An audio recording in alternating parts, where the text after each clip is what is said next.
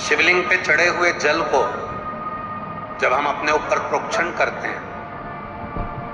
शिवलिंग पे चढ़े हुए जल को जब हम अपने ऊपर छींटते हैं, शिवलिंग पे चढ़े हुए जल को जब हम आचमन करते हैं और हम आचमन कर कर या प्रोक्षण कर कर अपने ऊपर छींट कर कहीं पर भी चले जाएं, किसी भी जगह पर चले जाएं, किसी से भी मिलने, किसी भी स्थान पर पहुंच जाएं, शिव महापुराण की कथा कहती है जब तक शंकर के शिवलिंग का जल तुम्हारे मस्तक पर चढ़ा रहता है, तुम्हारे कपड़े पर छुआ हुआ रहता है, तब तक तुम जिस जिस से मिलते हो सभी को गंगा के स्नान का पुण्य फल प्राप्त होता रहे।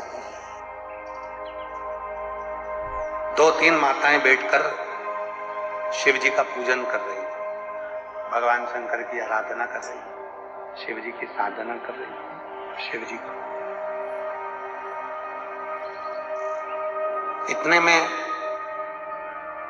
एक लड़की, कहीं उसको ड्यूटी पर जाना होगा और वो दूध का लोटा लेकर आ गई और उसने दूध का लोटा लेकर आई और वो शंकर भगवान पे चढ़ा दी। अब जितनी भी मेरी जीजियां बैठी थी जो पूजन कर रही थी, वो नई नई साड़ियां पहनकर, कोई उत्सव होगा तो पूजन कर रही। अब वो जल चढ़ाया शंकर जी पे और लड़की को जल्दी जाना था तो जल्दी से चढ़ाकर जो गई तो सारा दूध का जो छींटा था, दूध का जो भाग था, जो जितनी मेरी जीजियां बैठी थी सबके कपड़े पर, सबकी साड़ी पर, सबके ऊपर चला।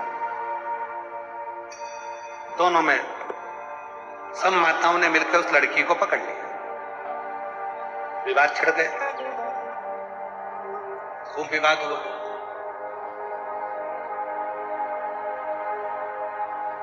लड़की बोली मैंने जल दूध चढ़ाया, उसमें क्या गलती करी?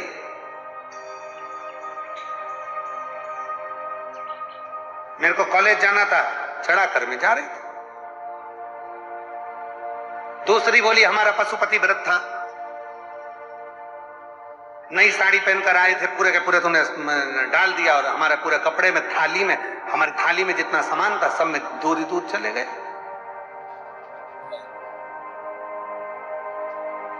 अब वो भी दोनों शंकर की भगत जो पूजन करने बैठी हैं वो भी, और जो जल चढ़ाकर दूध चढ़ाकर जा रही है वो भी, दोनों में झगड़ा हो गया। ये 4-5, वो अकेली। अब भी लगाओ फोन सीओर वाला महाराज को, पूछो क्या मैंने गलती करी। इधर से वो 5 बैठी थी, उनने भी फोन लगाया, उधर से वो अकेली ने भी फोन लगाया, सीओर फोन गया, सीओर से आशीष का नंबर लिया, आशीष को फोन लगाया, आशीष उस समय पर हमारे पास में नहीं था, उसने विकास महाराज को फोन लगाया, विकास महाराज भी उस समय हमारे पास नहीं थे, फिर उन्होंने सत्यम महाराज को फोन लगाया, सत्यम महाराज को फोन लगाया, फिर सत्यम महाराज हमारे पास में आकर बोले गुरुजी एक माताओं का थोड़ा सा विवाद छिड़ा और उसमें थोड़ा सा दोनों की तरफ से फोन आ रहा है, पहले आप वो जो बैठ कर पूजन कर रही उनसे बात कर लो, फिर वो जो खड़े होकर जो दूध चढ़ाई उससे बात कर लो। विवाद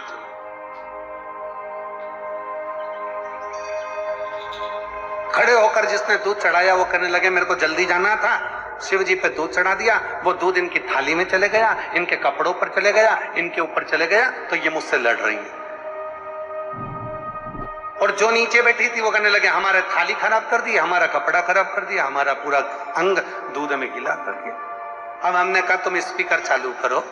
और स्पीकर चालू कर हमने कहा जितनी मेरी जीजियां बैठी हैं पूजन करने के लिए, अगर कोई ने दूध चढ़ाया है और वो चढ़ा हुआ दूध अगर देवाधिदेव महादेव का अपने शरीर पर आ जाता है तो कुमार खंड में श्रीशैलम पर जब भगवान शंकर पहुंचे थे मां पार्वती को लेकर, और मां वीणा वादनी माता सरस्वती ने जब भगवान शंकर को दूध चढ़ाया था और सारे देवताओं के श्री विग्रह पर, श्रीशैलम की भूमि पर जब देवताओं के शरीर पर पड़ गया था, उसी में से इंद्र को क्रोध आया था। तब स्वयं तुमरुका जी ने कहा था हे इंद्र क्रोध मत करो, जब शिव पर चढ़ा हुआ दूध अपने शरीर पर आता है तो शिव आशीर्वाद देते हैं कि दूधो नहाओ पूतो फलो, तुम्हारी जिंदगी में खूब आगे। तुम झगड़ा कर रहे हो, तुम विवाद करो। शंकर भगवान पर चढ़े हुए, और कई लोग कहते हैं गुरुजी वो